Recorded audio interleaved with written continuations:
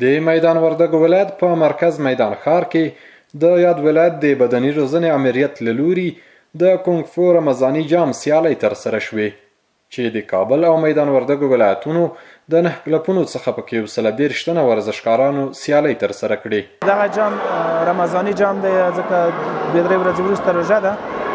دغه سیالۍ د رمضاني جام په نامه باندې شروع شوې دي. په دغه سیالیو کې د کابل او د میدان وردګو ولایت په شمول چې تقریبا 100 نفر د کابل څخه راغلي او 10 نفر د میدان وردګو ولایت ورزشکاران. بلخوا ورزشکاران دا ډول سیالیو ته زیاته خوښي څرګندوي او له ځوانانو غوښتنه کوي چې له نشو او بې ځایه وخت تېرولو څخه راوګرځي او تمرین ته هم ځانګړی وخت ورکړي.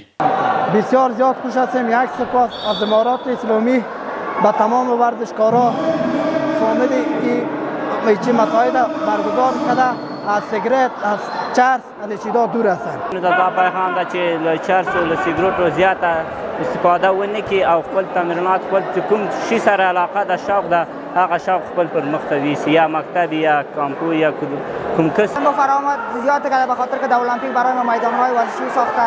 ما میتونیم در اونجا مسابقه کنیم و از تجربه‌های زیاد بگیریم. د یاد امریت مسئولین وایي یادو سیالیو کې 100 تنه ورزشکاران له کابل او 10 تنه له میدان وردګو ولایت څخه وو او ډاډ ورکوي دا ډول سیالۍ به په راتلونکي کې بیا هم په دغه ولایت کې چمتو کړي.